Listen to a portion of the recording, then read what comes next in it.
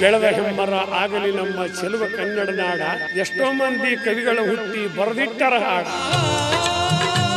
ಸರಸ್ವತಿ ಒಲಿದ್ರೆ ನಾಲಿಗೆಯ ಮೇಲೆ ನಲಿದ್ರೆ ಹೇಗಿರಬಹುದು ಅನ್ನೋದಕ್ಕೆ ಒಬ್ಬ ಅದ್ಭುತ ಉದಾಹರಣೆ. ಶ್ರೀಮಂತ ಬಾಯಣ್ಣ ಸರಸ್ವತಿ ಮಾಮುನಿ ಪಂಡಿತ್ರಿಗೊಲದಾಕಿ, ವಿದ್ಯಾ ಬುದ್ಧಿ ಕೊಟ್ಟ ಸದ್ದ ಗುರುವಿನ ಸ್ಮರಣೀಯ ಹಿಡಿಸಾಕಿ. ನಿಮ್ ಮದ್ವೆಗೆ ಮುಂಚಿತವಾಗಿನೇ ಕವಿತೆ ಕಟ್ಟಕ್ ಶುರು ಮಾಡಿದ್ರ, ಮದ್ವೆ ಆದ ನಂತರ ಕವಿತೆ ಕಟ್ಟಕ್ ಶುರು ಮಾಡಿದ್ರ? ಮೊದಲ ಹುಡುಗಿ ಮ್ಯಾಗ ಬದುಕಿನ ಮ್ಯಾಗ ಏನು ಈಗ ಹಾಡ ಕಟ್ತಿದ್ದೆ. ಬಹಳಷ್ಟು ಪ್ರೇಮ ಕತೆಗೆ ನಾ ಕವಿ ಆದದ್ದು ಲಗ್ನ ಆಗಿದ್ದ, ಅದಕ್ಕೆ ಮೊದಲಿಲ್ಲ. ನೀವು ಈ ಕವನೆಲ್ಲ ಹೇಳಕ್ ಶುರು ಮಾಡಿದ್ಮೇಲೆ ಯಾವ ತರ ಅನ್ಸಿತ್ತ? ನಾನು ಬರೆಯೋದ್ ಕಲಿತಿದ್ರೆ ಚೆನ್ನಾಗಿರ್ತಿತ್ತೇನೋ ಅಂತ ನಿಮ್ಗೆ ಅನ್ಸಿತ್ತು? ಇಲ್ಲ, ನಾ ಏನ್ರ ಬರ್ದಿದ್ರ ನನ್ನ ಆತ್ಮದೊಳಗ ದುರ್ಬುದ್ಧಿ ಹುಟ್ಟುತ್ತಿತ್ತೇನೋ ಗೊತ್ತಿಲ್ಲ. ಯಾಕೆ ದುರ್ಬುದ್ಧಿ ಬರ್ತಿತ್ತು ಅಂತ?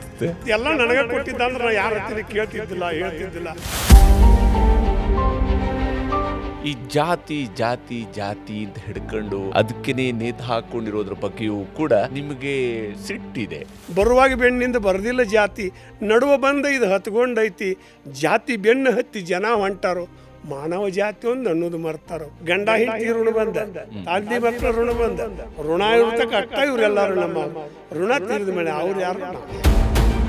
ದೇವರುಗಳೆಲ್ಲ ಕೋರ್ಟ್ಗೆ ಹೋದ್ರು ಅನ್ನೋದ್ರ ಬಗ್ಗೆ. ಮಠ ಮಂದಿರ ಮಸೂತಿ ಗುಡಿಯನ್ನ ದೇವರೆಲ್ಲ ಬೈಲಿಗೆ ಬಂದಾವು, ಹಾದಿ ಮ್ಯಾಗ ಜಗಳಾಡಿ ಕೋರ್ಟ್ ಕಟ್ಟಿ ಹತ್ಯಾವ.